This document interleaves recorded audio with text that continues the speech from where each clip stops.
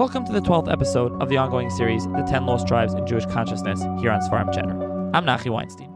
This episode of the series is a little different, although it's similar to an earlier episode where it was on Prester John, in that it's not exclusively about the Jewish angle, although the title is The Jewish Consciousness. Picking up on the previous episodes in Menachem in Israel and Antonio de Montesinos in the New World, this episode focuses on the Native Americans as being the lost tribes, but specifically something that's become known as the Hebraic Indian theory, which is that the Native Americans are the lost tribes. Menachem has discussed a little bit here, but really this episode shows how it's not only exclusive to the Jewish world, and in fact, very much in the Christian world, this was picked up, and there's various ideas and theories about the lost tribes. Also, later on in the episode also gets a little bit and discusses a little bit about the Mormons. That's something that also comes up when discussing the Native Americans and the lost tribes. So it's a little different, but it's really interesting, I think, when discussing a full series on the lost tribes to see this. This episode of the series, like all the other ones, is sponsored by the corporate sponsor of the series, Gluck Plumbing. For all your service needs, big or small, in New Jersey, with a full service division from boiler replacements, main sewer line snakeouts, carrying main lines to a simple faucet leak, Gluck Plumbing Service Division has you covered. Give them a call, 732-523-1836, extension 1. Again, 732-523-1836, extension 1. And if you call them, please tell them you heard about them on the podcast and thank them for sponsoring their third series that they've now sponsored. If you would like to sponsor an individual episode for this series, or to sponsor an episode of the podcast, or to just support the podcast in any way, please email me, sfarimchatter@gmail.com, or check out the links and information in the show's notes below. You can also please subscribe to the new Sfarim Chatter Substack, Sfarim Chatter YouTube, Sfarim Chatter WhatsApp community. The WhatsApp community is where I post the new Sfarim, books, and those type of things. Also, if you can please subscribe, rate, and review the podcast, whether you listen on 24/6 or on Apple or on Spotify. And as always, I sometimes forget to mention this, check out in the show's notes where I'll put a link to the book that's discussed, forms part of the basis of this episode, and enjoy this episode in the series. Hi, everyone. Welcome to another edition of the Sfarim Chatter podcast. On this episode of the podcast, I'm going to be joined by Professor Elizabeth Fenton, who is Professor of English at the University of Vermont. And we will be discussing talk based on her book, published by NYU Press, titled Old Canaan and a New World, Native Americans and the Lost Tribes of Israel. And this episode is appearing as another entry in the series on the 10 Lost Tribes in Jewish Consciousness. Now, it's funny that the series is called that, because this is not about Jewish consciousness. This is more about the European/Christian consciousness. But it's something that come up, and we've seen this in previous episodes about Menachem in Israel. And this is something that has come up, that the Native Americans being associated with the lost tribes. So I think this is an important entry in the series. So thank you, Professor Fenton, for joining me. Well, thank you for inviting me. So let's start off. Tell the listeners a little bit about yourself and your background. Sure. I'm an English professor. I did my PhD at Rice University in Houston, Texas. My area of focus is primarily literature of the early United States, so the late 18th and early 19th centuries.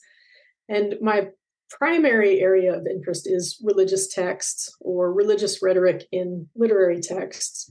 And I have been, for most of my career, concerned with questions of the relationship between this thing called the secular and this thing called the religious, and the way that they operate in tandem, even though they are often defined in opposition to one another.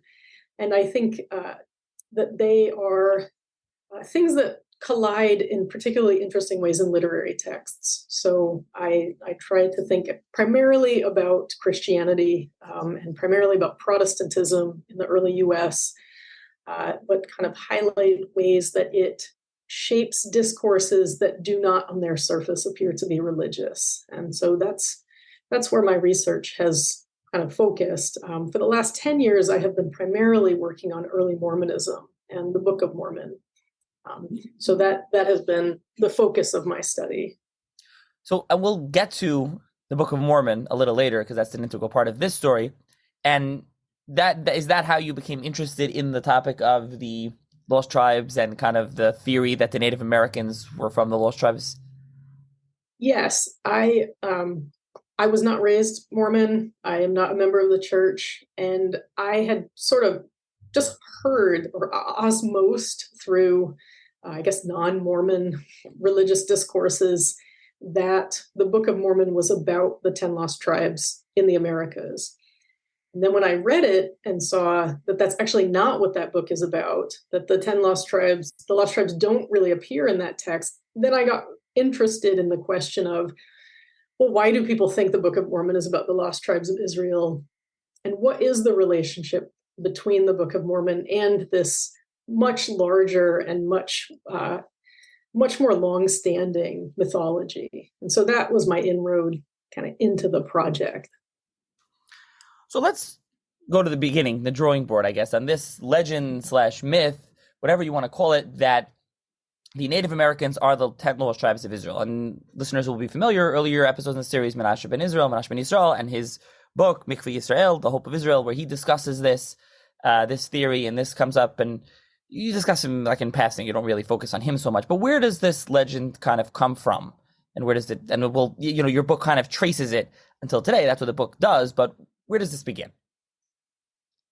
The theory that indigenous Americans could be the lost tribes of Israel is almost as old as European colonialism in the Western Hemisphere. And the theory emerges as a kind of convenient solution to two problems.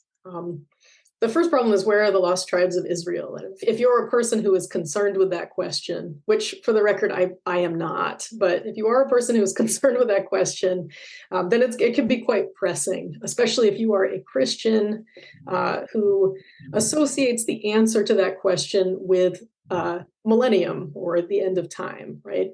And so that's one puzzle that some Europeans are really interested in. But the other question that European colonialism presents is, who are the people in the Western Hemisphere? The question of how people who seem very different, not just from Europeans, but from other populations that Europeans already had encountered, say in Asia or on the African continent, who are these people and how did they get here? And so the idea that indigenous Americans are the lost tribes of Israel, it kind of neatly packages those questions together and answers them simultaneously. And it also explains why the Americas are not in the Bible, or at least don't appear explicitly in the Bible. Because if the Americas aren't in the Bible, it could be because they're the hiding place of the lost tribes of Israel. And then that would situate both the European colonial project and the Western Hemisphere within kind of pre-existing Christian narratives of the kind of progressive nature, the teleological nature of Christian history, and what many people believe to be the kind of imminent return of Jesus. So it's a theory that shows up to solve several problems, and then it evolves over time to solve those problems in different ways. Right. And again, just to mention previous episodes, from Menashe's point of view, it was that they're Jewish. So therefore, he goes to Cromwell and he says, readmit the Jews to England, because now there's Jews everywhere, and then Mashiach could come, Messiah could come. So it's a different kind of a context than the Christian. You're really talking from the Christian point of view. There's millenarians at that time. There's a lot of different things going on, all sorts of odd things that we're not going to go super in depth onto, all the different sects of Christianity that are running around at the time, beyond the scope of this episode. So is it more the shock of finding man in America? The Europeans arrive and there's people there in this, continent they never knew existed? Or is it that they're so different? What more leads to this theory? Or like you're saying, it's just both together? I think it is,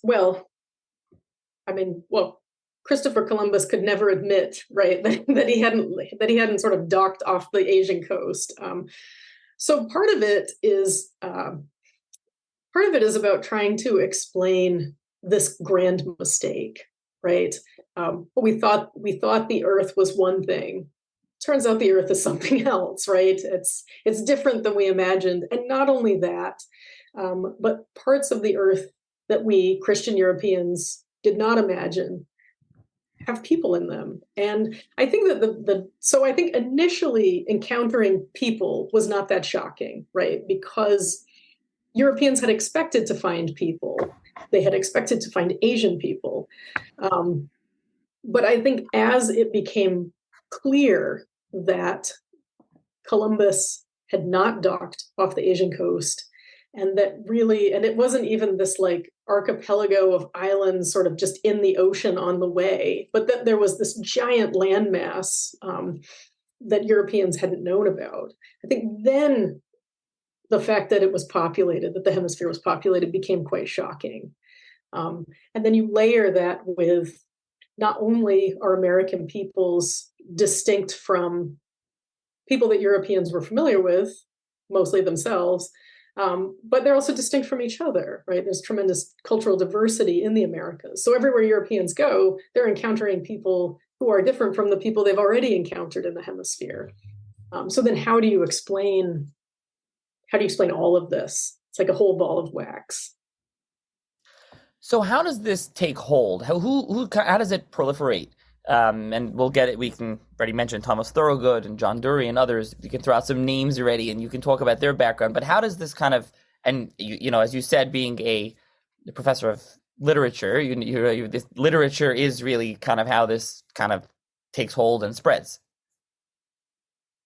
Yes, I think the first known English language text about this is Thomas Thowogood's Jews in America, which he writes in the 1640s and publishes in 1650.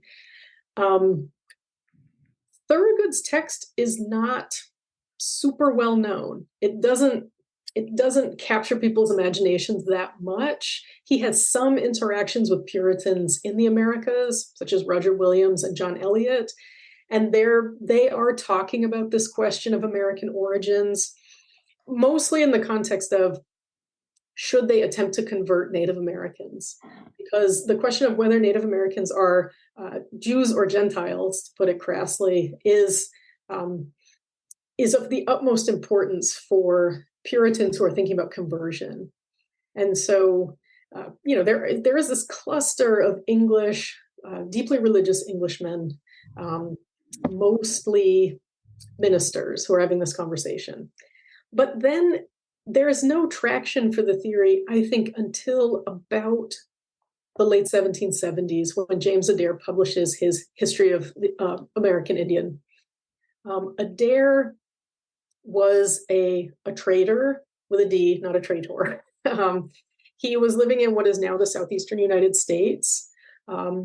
He married into an indigenous family, and he lived and kind of traded among indigenous populations of varying tribes, varying communities for 4 decades. And then he publishes this book that is a kind of proto-ethnographic study of Native customs that he sees having echoes of what he understands to be Jewish customs. And so that text is the one that becomes a kind of proof text for other versions of the theory in the 19th century. So I think Adair is the one who rescues the theory from obscurity, for better or for worse. And he infuses the study of the 10 Lost Tribes theory with a kind of pseudo-scientific, quasi-scientific justification, or what do I want to say, backbone. And then that makes it possible for other people to take the theory seriously, at least for like the next, I don't know, near century. So I want to back up to Thowogood for a minute before we go to Adair. So with Thowogood, first of all, just one thing, if you could define for the listeners, I'm not sure, how do we explain Puritans for listeners who may not be familiar with what a Puritan is? Well, when I think about Puritans are reformist Protestants. And the ones who end up in the United States are the most, they're the most reformist. They're the reformiest of the reformers. In the period, they're often called hot Protestants by their detractors. So after the kind of initial English Reformation, right, when Henry VIII splits from Rome, there are groups of Anglicans who begin to think, well, this was just a first step, and the church needs to further reform itself away from Catholicism. So then you start to see sects emerge that are trying to purify the Christian church and eliminate Catholicism or all vestiges of Catholicism from it. And people who are called Puritans in the 17th century are people who feel that the Church of England is so corrupt that they cannot stay in the country. Or they are people who would like to further reform the Church of England, but policies about religious practice are so rigid in England in the period that they have to leave or face persecution. And so when we talk about Puritans, we're really talking about sometimes different kinds of Protestants, Congregationalists or Presbyterians, but people who really wanted to push the reform project to as far as it would go. Okay. Yeah, like I said, really the different sects are beyond the scope. I just wanted to clarify for listeners not familiar with that, what that is. Okay, so Thowogood, what is his rationale and his arguments? We'll get to Adair, so that's kind of quasi-scientific or justification, whatever. What is Thowogood's? I know he does make some comparisons between the Jewish customs as well and Indian. Again, we'll use his term. Yeah, he calls them Indians, the Native Americans, indigenous population. What is his kind of comparison and similarities? And also we should discuss that he has kind of two books. One is Jews, American, one is like Jews. I don't know. If listeners familiar with Old English, it's IEWES. I don't. How is that even pronounced? It would be pronounced Jews. That's what makes it so tough. It's two books. Why was one title? Right. Why was one book Jews and one book Jews? Written that way. I know it's Jews also. I don't understand that. But okay. Anyways, what is his how does he draw the similarities, and what is his kind of justification? I know he has to have some justification for this theory. Well, Thowogood's interesting because his investment in the theory is really about raising money for Puritan communities in the Americas so that they can proceed with conversion efforts in Native American populations. And so he does write letters to John Eliot and Roger Williams and asks them, do you see any similarities between the Native Americans you've encountered and Jews? And I want to be really clear in this that what I'm talking about in this book is not actual Judaism, and it's not actual Israelite culture. It's a usually Protestant Christian caricature of Judaism, produced often by people who never met a Jewish person.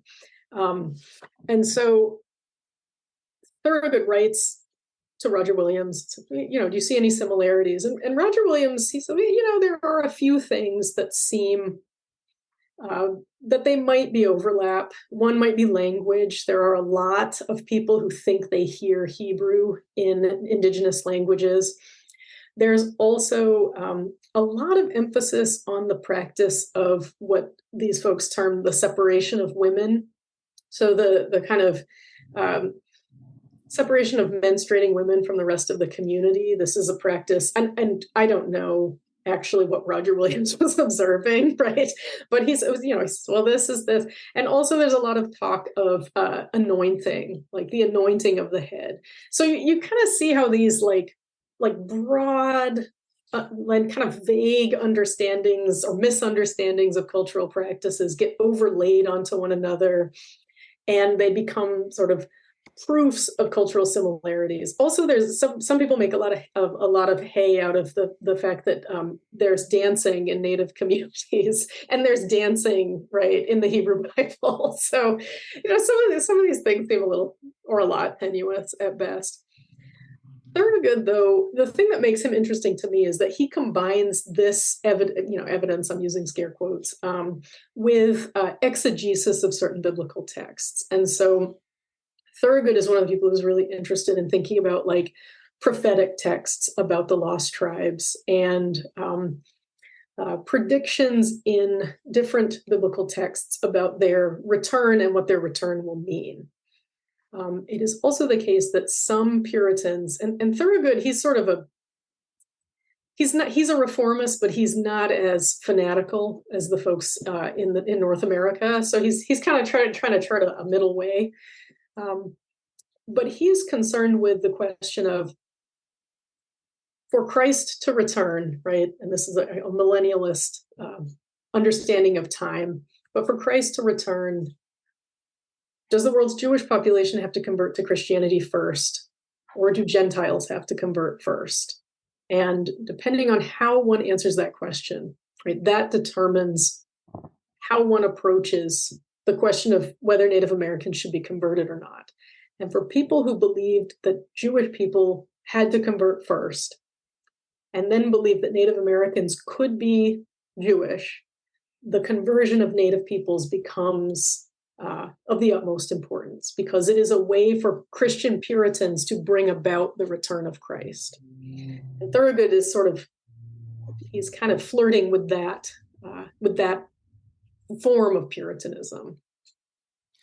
Yeah, there's really a lot of cultural context and historical context going on over here, especially with the Puritans and the millenarianism going on. And like you said, most English people never met a Jew. There was no Jews, and this is Menashe ben Israel is trying to get the Jews readmitted to Oliver Cromwell. It doesn't happen until after he dies. So there's no open Jews. Maybe there was some in secret in England. There don't really know Jews, like you said. They're not really familiar with their practices. I'll read a little from your book. Also, you quote from Thowogood how it's kind of funny to read it. It's like the Indians wear garments fashioned as the Jews, a single coat, a square little cloak. They constantly anoint their heads as is the Jews. They delight exceedingly in dancing. They eat no swine's flesh. 'Tis hateful to them, as it was among the Jews. The Indian women are easily delivered of their children without midwives, as those in Exodus 1:19. Dowries for wives are given, and they nurse their own children, even the queens in Peru, and so did the mothers in Israel. I mean, real stretch kind of stuff. He's just like cherry picking random things that he thinks look the same and similar, and it's like, look, these people must be Jewish. It's very kind of odd. Right. Well, and indigenous populations probably don't eat swine because there's no swine in the Americas until Europeans bring them. So there's a wonderful passage where Adair talks about the prohibition against eating swine, and he says that indigenous populations won't eat opossums because they look like pigs, which they don't really look like pigs, and they're not related to pigs. So it's always this kind of logic strained to the breaking point, and always based on kind of faulty conceptions of cultural practices and observations by outsiders of things that they often don't understand. And I think that's the thing that I wanted to be really clear about in my book, is that even in these detailed, seemingly ethnographic observations, we're talking about people looking at cultures not their own, often misunderstanding them, and then putting those misunderstandings together to craft a religious myth to make sense of the Americas. So it's always, this is a theory that's always existing in the space of misunderstanding. Right, and that's a very important point that you make, throughout the book. So just to finish up on Thowogood, as I mentioned, this first book is called Use, or it's Jews, but I'm going to call it Use because it's IEWES, so Use in America.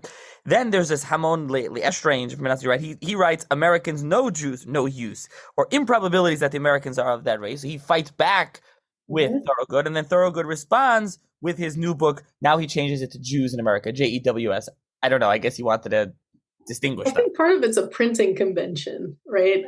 I think that there is a tradition in Christian texts of replacing J's with I's, with this sort of idea that that's more authentic to Hebrew. So I think there's that. There's also, sometimes in just in print culture of this period, you do see I's swapped in for J's in religious texts or in other texts. So maybe the printer ran out of J's. Right? It's hard. It's always hard to tell why something is printed the way it is. But it is. The books are different, right? They have the same title, but they're different books, and that makes them very hard to talk about not in print. Right. So, what, just to finish up, what was kind of L'Estrange's argument back to Thowogood? What was Thowogood's retort back to him? Right. Well, Thowogood sends L'Estrange his book thinking that, oh, you'll like this. You'll think my argument's great. And L'Estrange reads it and is like, this is bananas. It can't be. But the thing about Lestrange's argument against Thowogood is that he makes the argument for earlier migrations. And he makes the argument that it is possible that earlier biblical populations could have taken boats across the Atlantic to populate the Americas. And he uses a source text, Greek mythology, where people are in ships. And so that's the other important thing about the theory in this period, is that expositions of the theory are logically dubious, to put it nicely, but often so are critiques of the theory, right? They're kind of still based in the same sort of faulty logic. They often make claims that are just as outlandish as the Hebraic Indian theory. And so it's hard to find a text that just sensibly says this doesn't make sense. So then Thowogood writes The Second Jews in America because his feelings are very hurt by Lestrange's response. And he wants to make the case in The Second Jews in America that not only is it still quite probable that Native Americans are Jewish, but also that even if they're not, it makes sense for Christians to behave as if they are, because to do so is to either make nothing happen, right? So nothing bad happens if you're wrong. But if you're right, then what you're doing is progressing the Christian millennium.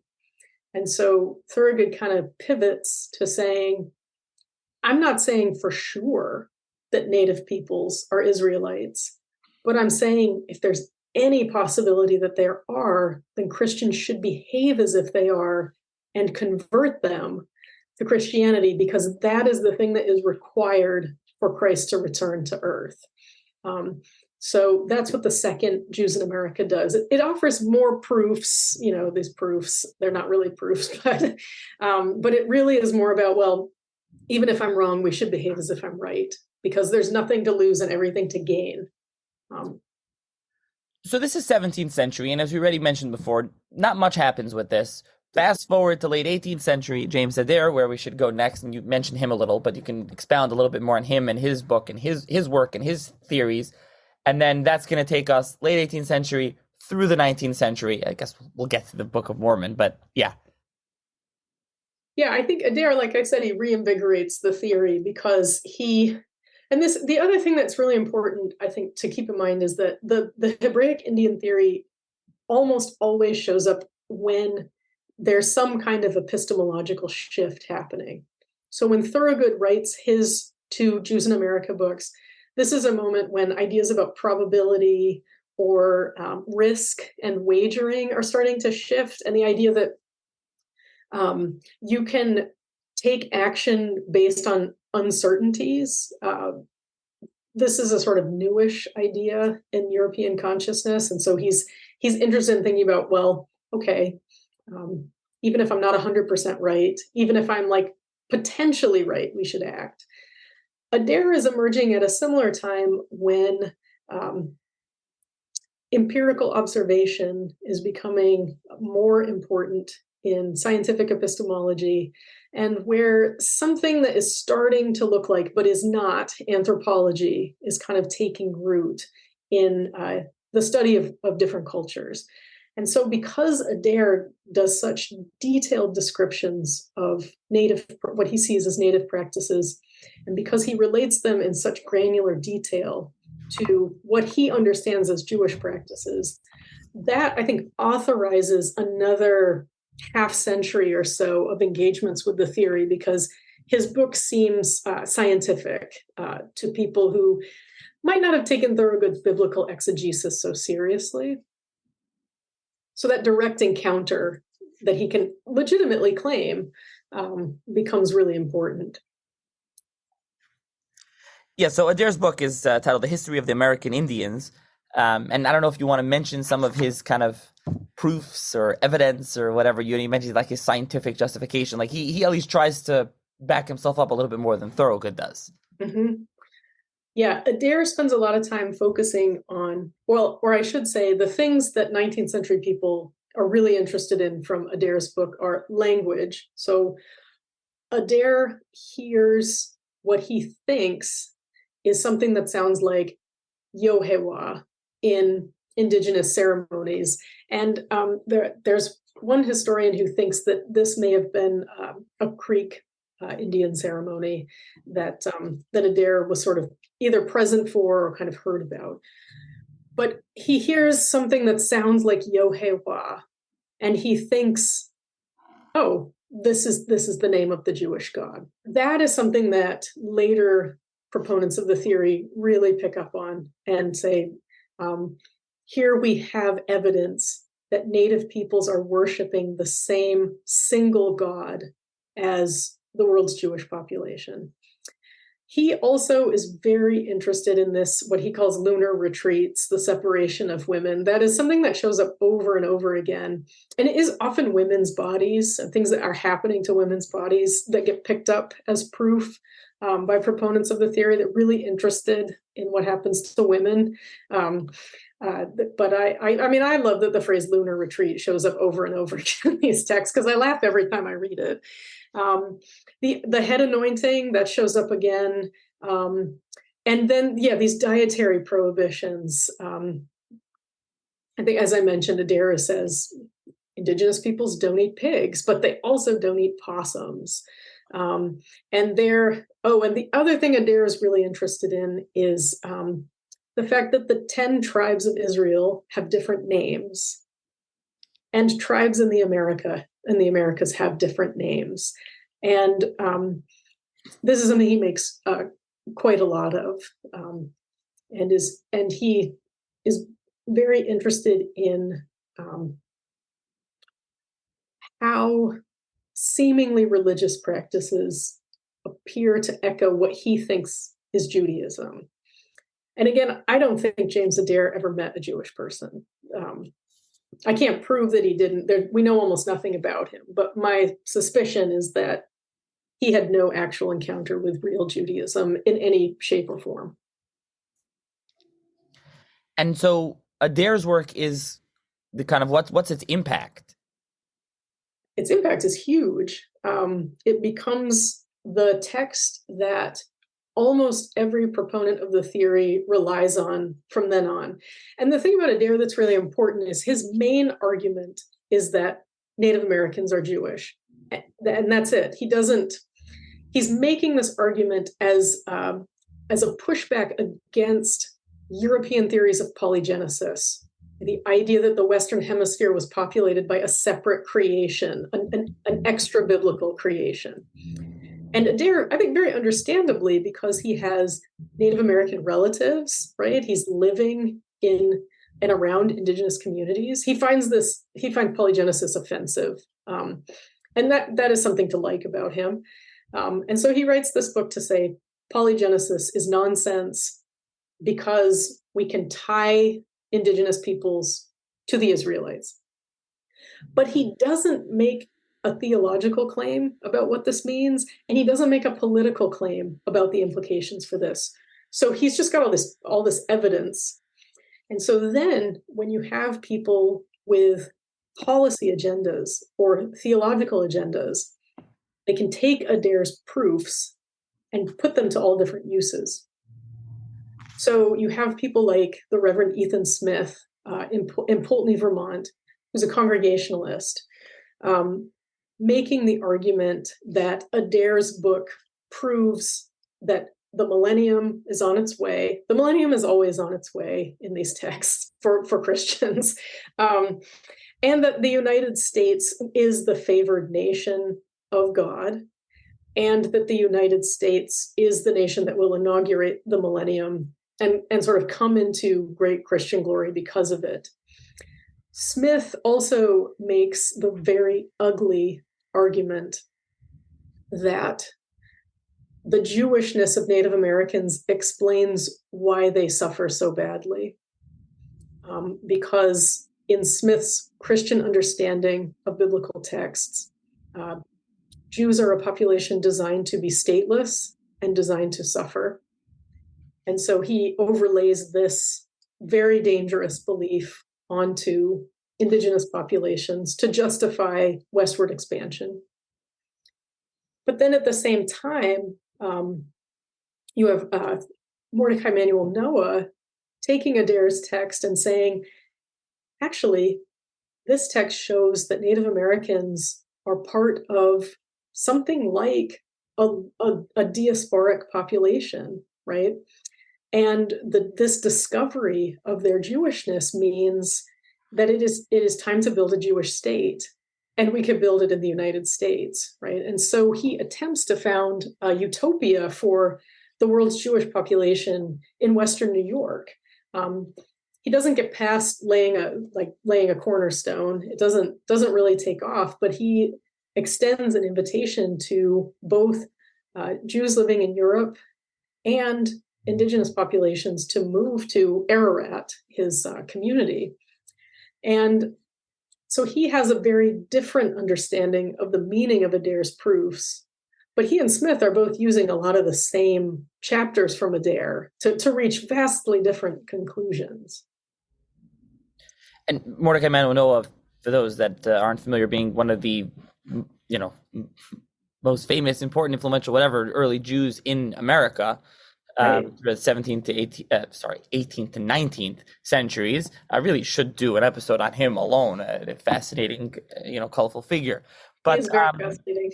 yeah, so we see that, and then as we move on, there's Elias Boudinot, and then there's William Apis. I don't know if I'm getting all these names correct. There's others as well. Again, before we get to the Book of Mormon. Right, and the interesting thing about Elias Boudinot is he has a perspective that's kind of similar to Ethan Smith's in the sense that he thinks, okay, if indigenous peoples are the lost tribes of Israel, then Christ is on his way, right? It's for Protestant Christians, the theory is usually about the millennium is about to happen. Still waiting, but right. So, but Boudinot, he takes a very different he takes Ethan Smith's line of thinking to a certain point, but then his conclusion is really different. His conclusion is that if Native Americans are the lost tribes of Israel, then they are God's chosen people. And the United States is at great risk of being punished by God for mistreating them.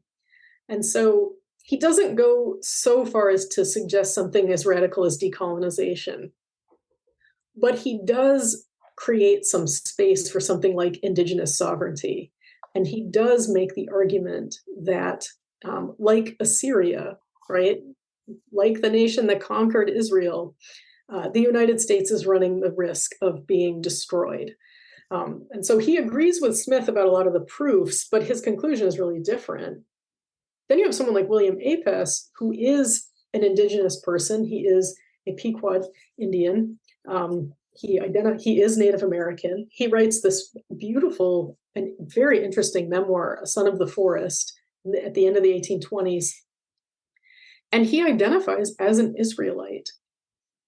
But he does so to remove Native American Christianity from the purview of white colonialism, because the lost tribes of Israel disappear from history, right? They disappear from the Bible. They disappear from profane history. They're not mentioned except in prophecy. And they have actually, historically, very little to do with Judaism in the modern era. And so Apis says, well, if we are Israelites, then our history, our Christian history, has nothing to do with European colonialism, because the Israelites predate any European encounter with Judaism. And so he draws out an alternative timeline in which his Christianity does not owe to white American efforts to convert Native peoples, but was preordained by God for his chosen people. That's a radical departure from anything that like Thowogood or Adair or even Boudinot, who Apis is a real admirer of Boudinot's book, A Star in the West, but he completely refashions it to make his own argument about indigeneity. I also want to point to, in the beginning of the book, you opened with a quote, and you talk about Lewis and Clark, famous Lewis and Clark expedition. I think that's important to point out here because, we've been talking about various, literature and some different figures, but I think the Lewis and Clark point out maybe how widespread this is. I don't know if you can mention, how do we know how, you can look through literature and you can, see these specific figures, but among the general population, was this, or not even only general, Lewis and Clark aren't just general, random people, but is this was this theory kind of more accepted or prevalent? I think you mostly see it. Well, I can't, as an English professor, make the case that like your average Presbyterian, was thinking about this very much. Because the evidence we have is the evidence that remains in archives, right? And that's usually evidence tied to specific figures of some importance, right? But I think the Lewis and Clark example, so Dr. Benjamin Rush is a really prominent figure in the period and is kind of associated with emerging rational philosophy, right? His concerns are not always associated with any kind of theological problem or concern. He asks Lewis and Clark to see if they see echoes of Judaism as they travel west in indigenous populations among different native nations. And it seems like Lewis and Clark took this question really seriously. It shows up, I think, in Lewis's Commonplace book. And so they did include it in their kind of to-do list as they travel. And I think one that shows that this theory does permeate spaces where you might not expect it, like spaces outside of churches. Elias Boudinot is deeply, deeply religious. And he's always fighting with Thomas Jefferson because he's so religious, right? So it's not surprising he'd be interested in this. But Benjamin Rush and Lewis and Clark, I think they show that the theory had other implications. The other thing I think it's showing up in their logs is it shows how the Hebraic Indian theory is always traveling, and it's always traveling to the next space to be explored by white Christians for the most part, because as Europeans encounter native populations and think, oh, Jews, the end is near, but then the end doesn't come. So, okay, well, maybe it's this population, right? Maybe it's the next group of people that we meet. Or maybe if we travel to the edge of North America, that is where we will find the tribes we've been looking for, or enough native populations that then the millennium can be set in motion. So the lost tribes are always just out of reach, just beyond the next hill, just beyond the horizon. So I think Lewis and Clark kind of embody that in the theory. Yeah, I mean, it's interesting that they're always looking at that. And this is it's a very Christian theory.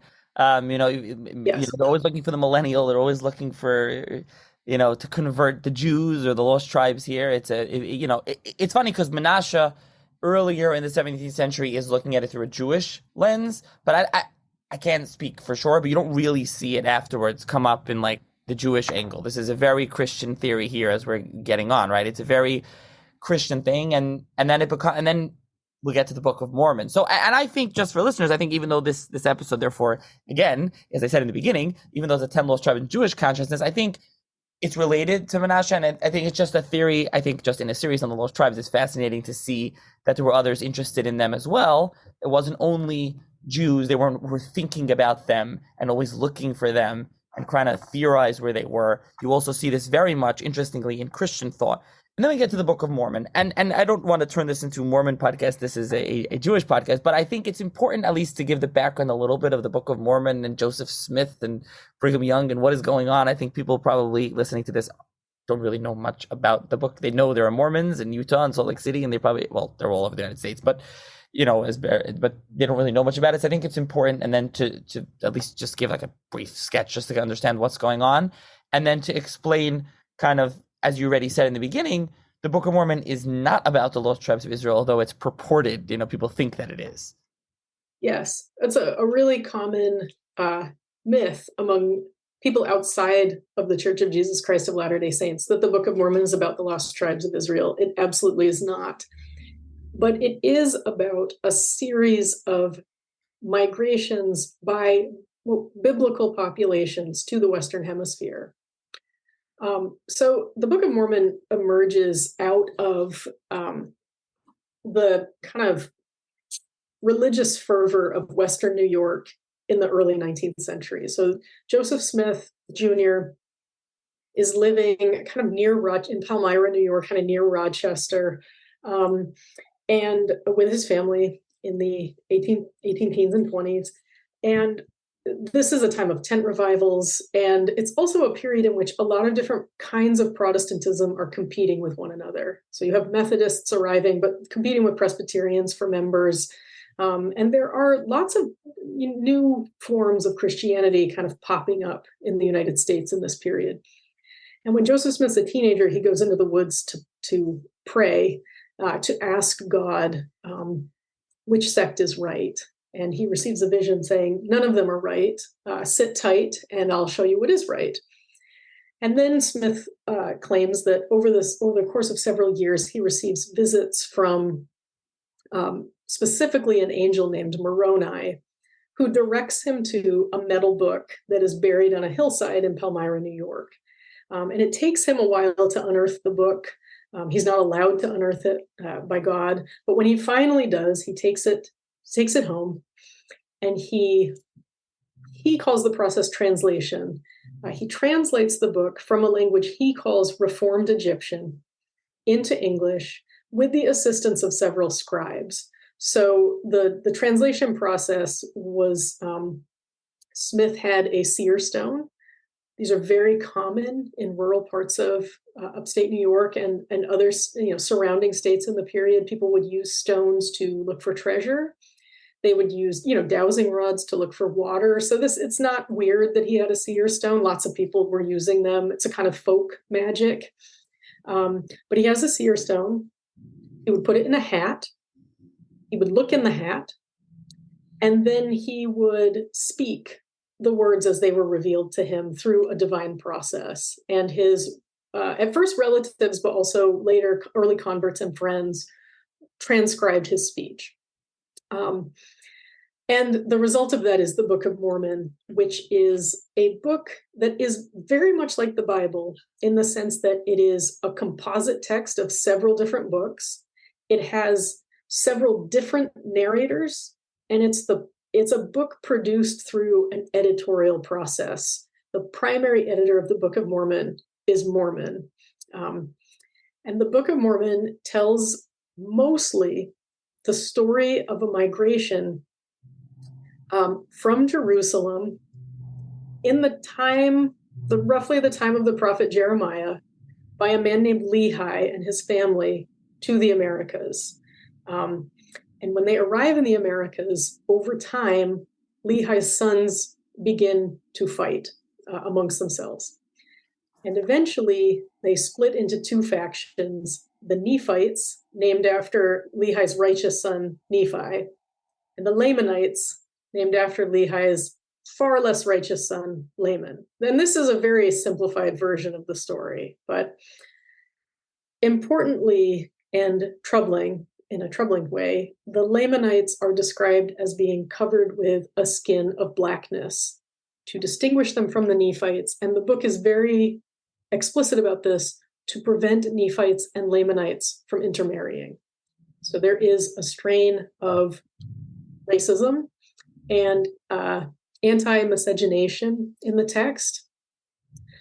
But these two groups then, for centuries, are engaged in a protracted race war that ends with the destruction of the Nephites. Moroni is the last Nephite. He buries the Book of Mormon, then he dies. And the Lamanites in this mythology are imagined to be the ancestors of Native Americans. There are other migrations described in the book that one from the aftermath of the Tower of Babel, which forms this text called the Book of Ether, that Mormon incorporates into the book. It's a sort of freestanding narrative. And then there are other populations that show up in the text that the Nephites encounter. And there's less detail about how they arrived. But it is basically a story of how the biblical story moves to the Western Hemisphere. The Nephites become Christians because the crucified Christ appears to them in the Americas. And there are Nephites who convert to Christianity even before this happens. And so it becomes a kind of, it's not just a race war, it's a battle between righteous Christians, although the Nephites sometimes aren't very righteous. Sometimes they fall into iniquity, as one does. But between a kind of white Christian population and a dark, usually not Christian population. So you can kind of see how this might have been a very appealing story to white Protestants trying to figure out where the United States fits into the story of Christianity or the story of the Bible. And because the book could be read as suggesting that the Lamanites are, or native peoples, are a branch of God's chosen people, though not the lost tribes of Israel, and that converting them to Christianity and allying with them in a kind of like a U.S. nationalist Christian, right, but also biblical community will again usher in the millennium. So it's a kind of Hebraic Indian theory, like refracted through a prism, I guess. Is that helpful? Yeah, I think so. I think it's important to explain. Again, this is not about Mormonism or anything. Just I think it's important to explain when we're discussing the theory and the Book of Mormon and what it does to the theory. I think that's the next important part, because as you explained it to everyone listening, that has nothing to do with the lost tribes. The lost tribes aren't mentioned. That's actually claiming that the Native Americans and the population in America are Jews, not lost tribes. They're meaning being the non-lost tribes. So it has nothing to do with the lost tribes. So where did the lost tribe reference come into here? And what does the Book of Mormon do to the Hebraic Indian theory? The lost tribes are only mentioned once in the Book of Mormon, and they're mentioned by Jesus when he arrives in the Americas after his crucifixion.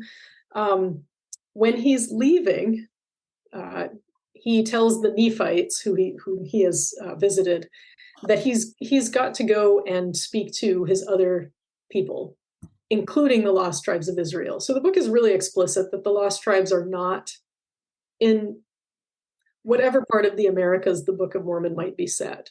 And there is, there's discussion within Mormon circles about like, well, where exactly is the Book of Mormon set? And I don't think that question is not important to me, but the book explicitly rejects the idea that indigenous peoples are the lost tribes of Israel. I think that the Book of Mormon does a couple of really important things. The first is it takes the Hebraic Indian theory out of the realm of like scientific or religious exposition and converts it into narrative. And it really asks the question, well, what would it take for the Western Hemisphere to be populated by biblical peoples? And what it would take are boats and barges, right? And the kind of narration of what that journey would look like and what its result might be, I think was shocking to Christians who did not subscribe to Mormonism. So one, it turns the theory into a narrative. And I think that's really important. The second thing that it does is because Mormonism is a new kind of Christianity, it's not Protestant, it has this, what to outsiders seem like fantastical origin point. Although I gotta say, it's not any more fantastical than other religious narratives in a lot of ways, right? That a person could find a book doesn't seem to be, it's not all that weird to me, but to say, Orthodox Protestants in North America, Mormonism seems like heresy. It seems like a dangerous innovation. And because it is so committed to this narrative of Hebraic origins, the theory becomes kind of toxic to other Christians, and especially to Protestants who are committed to debunking Mormonism. So I think the Book of Mormon kind of writes the Hebraic Indian theory out of Protestantism, even though it is itself a response to Protestantism, not exactly Protestantism itself. So then we kind of see it dying, and then you kind of talk about James Fenimore Cooper and the end and just the Hollow Earth theory. Right. Yeah, I think Cooper's the most prominent novelist to take up the theory and just reject it. He, in his novel, The Bee Hunter, or The Oak Openings, which is his last complete novel published in 1848, he kind of places the Hebraic Indian theory in the mouth of this itinerant Methodist who the reader is supposed to think is ridiculous. And this Methodist is tricked by a Native American who is pretending to believe that he is a Jew. And then the Methodist is murdered by indigenous peoples. And so Cooper presents the theory not just as like a silly thing, or something that's just wrong, but as something that would be dangerous for Protestant Christians to believe, because it would make them susceptible to the demands of Native peoples. Because I think in some ways, Elias Boudinot was right. I mean, in the sense that if the Hebraic Indian theory is true, like if you believe it's true, then you have to take Native claims to sovereignty seriously, because Native peoples have been chosen by God. You know, the implication that Native peoples are the Israelites is so, it runs counter to US notions of manifest destiny, because then white Americans aren't the most important people in the hemisphere. And so I think for someone like Cooper, who is quite dedicated, I think, to white nationalism, the theory has to be wrong, because otherwise his whole worldview has to change. Then I think we have to discuss the Hollow Earth theory before we get to DNA, and those are more modern things. You know, as you pick up, as the theory jumps again. But let's first talk about the Hollow Earth theory. Okay, I think this project it started to fall apart for me about halfway through, and I completely abandoned it for 2 years. I was like, I can't do this. and then I read this novel, Beyond the Verge, by DeWitt Clinton Chipman, which is a terrible Hollow Earth novel published in 1885. Once it becomes clear, by the end of the 19th century, it is quite clear that Native Americans are not the lost tribes of Israel. The millennium has not happened. Christ has not returned. The United States has not, in fact, the United States has not only not achieved its potential, but it devolved into civil war, right? So the nation it's not a shining city on a hill in the way that people might have hoped, right? And so there's a sense that, okay, if the lost tribes aren't here, where are they? And so the next place that people interested in this question turn is the North Pole, because that remains a space that has not been fully mapped and explored. And then when the North Pole is fully explored and there's no tribes there, then the theory becomes, well, I think the Earth is probably hollow. And what better place to hide people than inside the Earth, like Russian nesting dolls? And so at the end of the 19th century, the Hollow Earth theory is, the Hollow Earth theory there's a long history of it. And it kind of stems from a miscalculation that Isaac Newton made when he calculated the density of the moon and the density of the Earth. And he reported that the Earth was much more dense, or that the moon was much more dense than the Earth. And people were like, well, how can we explain this? The best explanation is the Earth must be hollow, right? And if the Earth is hollow, well, maybe people can live in there. So in Chipman's novel, The lost tribes of Israel aren't in the Americas, but they walk across the Americas on their way to the North Pole and into the earth. And on their way, they pick up an indigenous man who falls in love with the beautiful Rebecca and marries into the tribes. And so you have this kind of merging of native and Israelite, not through direct lineage, but through marriage. And then into the Hollow Earth they go. So it's a great idea for a novel. The execution is quite boring. There are whole chapters that are just about light refraction and density. And so I wish that he'd had a better editor, because it could be a great novel. But I don't recommend it. You don't recommend reading it, but you could just read your book. It discusses a little bit of the analysis of it. So what kind of happens to the Hollow Earth theory, though?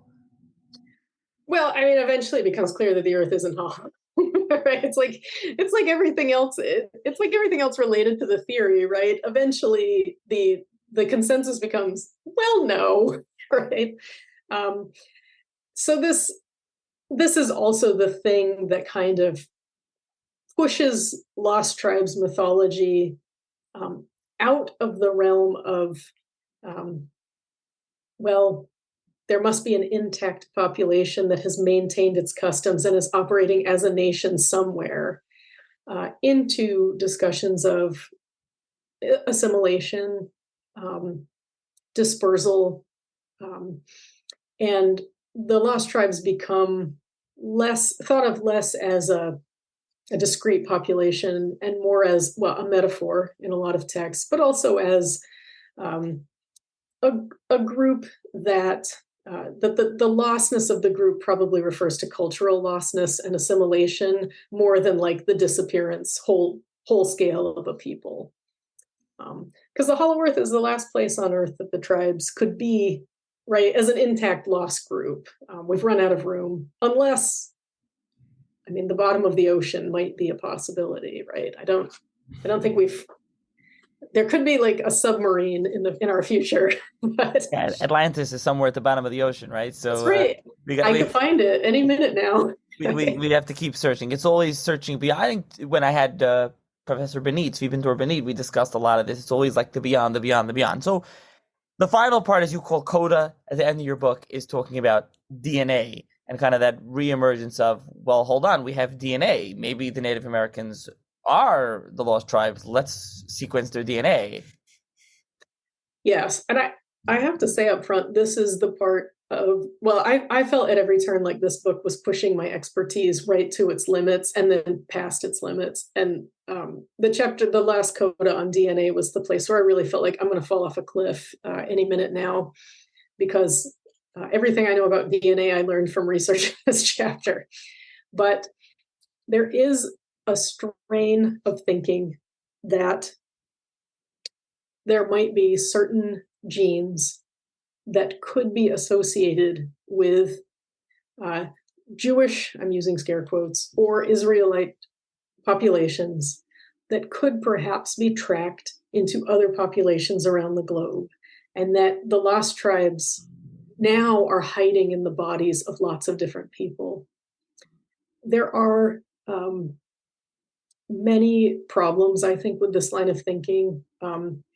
And my thinking about this is really indebted to the work of Kim Tallbear, who has this wonderful book called Native American DNA, where she talks about how the DNA of indigenous peoples is often talked about in scientific circles as if it is like the amber in Jurassic Park, right, that has trapped a mosquito, and that it is a DNA that represents that, or that reflects a past, rather than like all other human populations, a kind of just, a sort of always shifting and changing set of genetic configurations, with very minor differences, right, among them.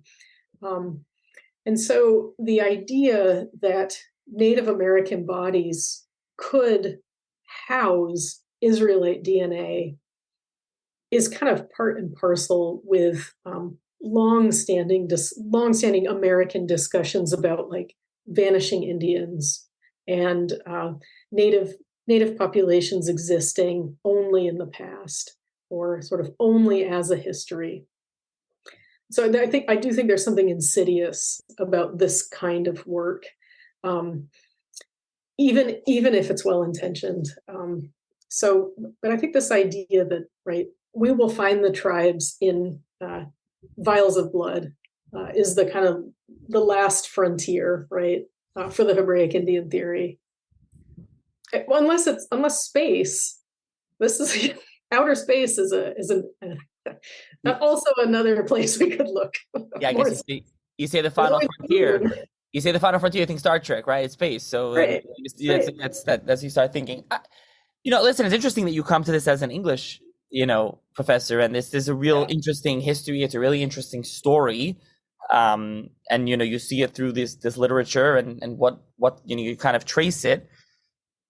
Obviously, there's more to talk about, but as I mentioned a couple of times, and I'll mention it here at the end again for the listeners, that while this is not a Jewish story we told here in this episode, and the book is not, I saw your book. I'll just mention. I saw this book originally, a few years ago, perusing the new, offerings. I'm always looking at the different academic presses, and I saw MOU presses. Oh, maybe this, I thought right away maybe it's a Jewish book, and then I remember skimming, and I was like, oh no, that's not, like, that doesn't have much to do with Judaism at all.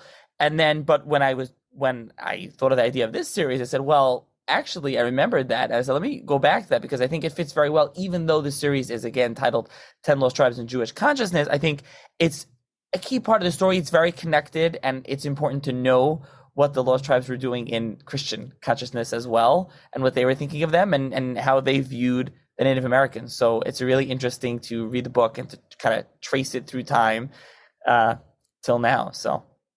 Well, I appreciate that. I think for a while I wasn't sure that this was a story that needed to be told. I wasn't sure if these kinds of really uninformed Christian opinions about cultures not their own needed more airtime. But in the end, I think especially now, there's so much urgency around questions about who is an American, or how do people get where they are, and who gets to stay where they end up. And I think the Hebraic Indian theory, it has a lot to do with how people understand that question in the United States and what it means to be native, or what it means to have a nation, or to have your own nation. And so I do think that even though this theory, it's kind of always at the margins. It gets the most traction at the beginning of the 19th century, but it is kind of gone by the end of the 19th century, except for the version of it that survives in Mormonism quite differently. I think that it does have a lot to say about how white Christian Americans manage the question of who belongs in this country, and in ways that are not easy to think about and not comfortable to think about. So, I think in that respect, it is a topic that warrants probably even more investigation than I've been able to do. Right, and also, just here on a podcast that's historical, I think it's just historically very interesting and related overall to the question of the 10 lost tribes, and how people throughout history were thinking about them, looking for them, theorizing about them. I think that's something that's very important that you really, cover as well. So I'll link to the book in the show's notes. Anyone interested in purchasing it can check it out there. And thank you, Professor Fenton, for joining me to discuss it. Well, thank you for having me. It was a pleasure.